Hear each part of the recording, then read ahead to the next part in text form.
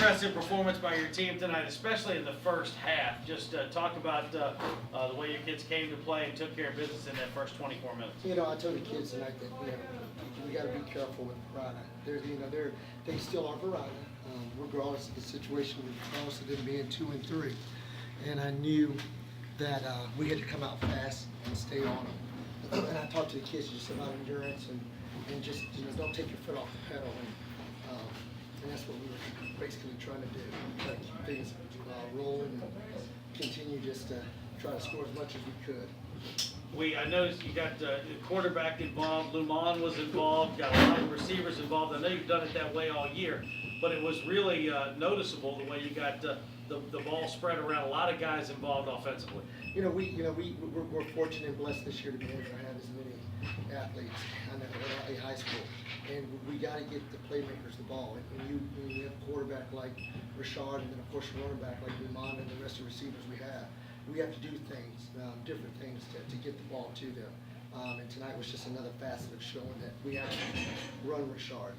So we had a little option game there with him tonight. And your defense, I thought, did an excellent job of stuffing their offense in the first half. And you had a lot of heroes there. Van Landingham, huge game in the middle. Right. Coach McPhee does an awesome job. The defense works hard every day. A lot of people don't give them credit. But this season we've had a great season because of our defense. A lot of times the only thing you hear about is our offense. But Chad Van Landingham's in the middle. He's that solid leader that we have in the middle. And it's just great to see those guys getting better each time.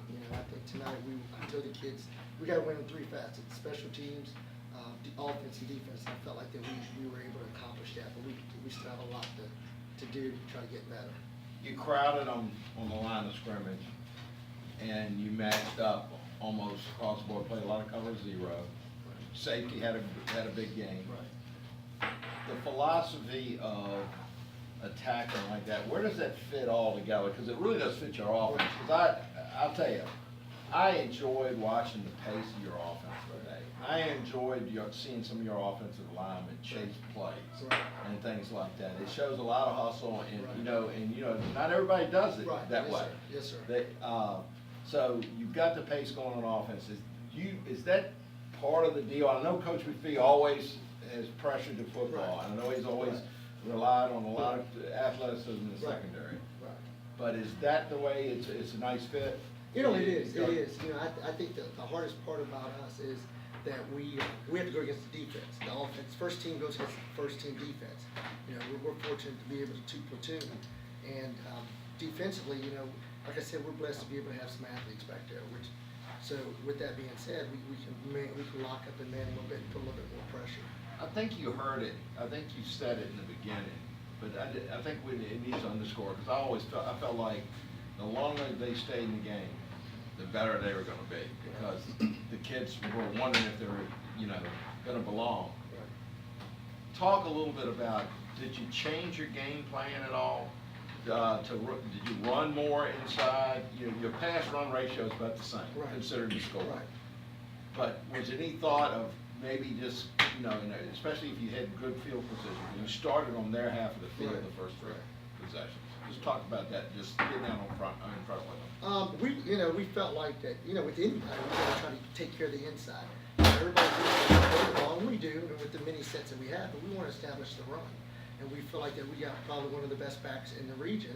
He may not be the biggest back, but we feel like he's one of the best backs. And we feel like we have 2 inside guards that started for us last year back again, and we figured that on the inside we can get to him. And our motto is we're going to keep going and going and going, and eventually the pace that we have, we're going to tire you down. And then, like I said, we knew Varina was going to get and start blitzing from the inside. Once again, we added that game of option with our quarterback. So once we really started seeing them biting in, that's when we started doing things to get them off of us. And then you notice that we were able we do our run screen off of it. Yeah. So there's so many different facets that we have that teams just don't realize because you don't show everything. So we're able to, like I said, we're able to run the ball, and we can also throw a screen out of it. So there's many things we can do, many facets we can do with our offense. Coach, talk about the challenge of keeping your kids mentally sharp and focused when you're coming out to play second half up 37-0. The kids know how I am, and they know better. And the first thing I always tell those guys, it's not over. I don't care what it is, our motto, you know, I always tell them, and I know this is a quirky story, but I always tell them about Vietnam. During the time of Vietnam, I feel in my heart, we should have went in and got out, got in and got out. That's what I tell these kids. I say, we should have went to Vietnam, because we want to get in, score, and get out.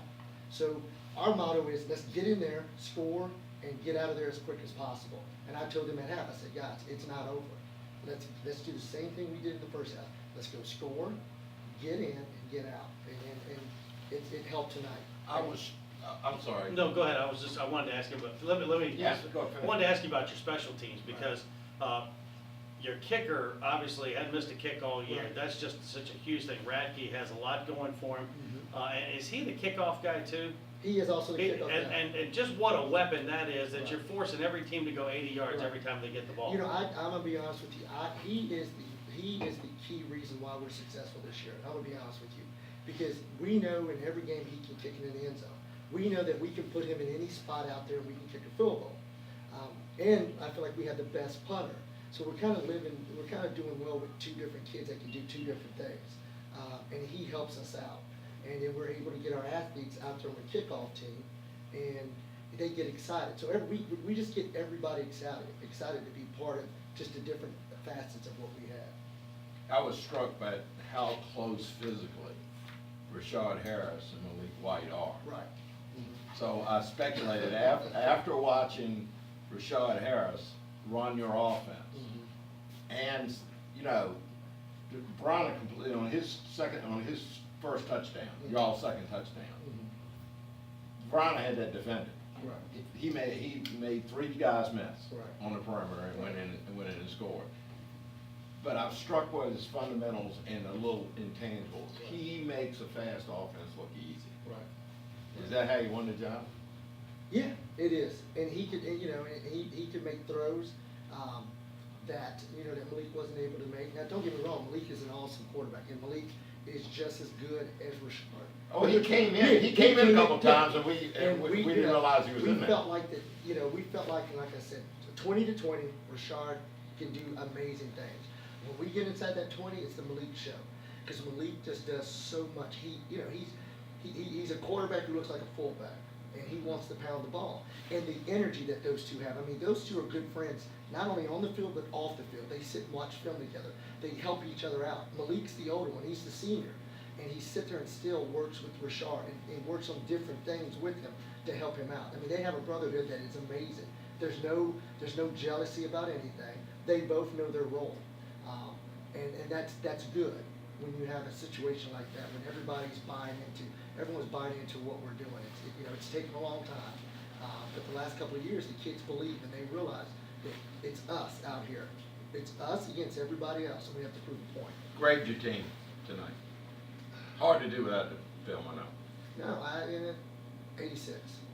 There's just things that we miss tackles on defense. We miss a lot of blocks on offense. Let me look on my wristband and see what 86 translates Yeah, we just, into. 86. We're not going to be 100 until we win that state championship. That's my right. motto. But 80, I would say it's about 80 because we did some things to Varina that I guess most teams haven't been able to do.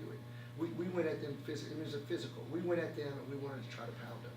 6 games in, I know you're not where you want to be. It's one game at a time, and I get all that. But with an eye at the big picture, going at 6 games, going into Game 7, are you kind of where you want to be in terms of your evolution toward November and December? Oh yeah, because we're playing at home. Bottom line, I mean, we're playing at home. We have a home game next week, a home game the following week. So we got Glen Allen next week at home, Armstrong at home. Then we have to go to Highland Springs and we come back to Lee Davis. So 3 of our last 4 games are at home. I'm excited. We call this the penthouse. We haven't lost at home in 2 years. So for us, this is like being at home, but at the same time, we still can win on the road as well. And it's key to have Armstrong Right. this year. Oh, yeah.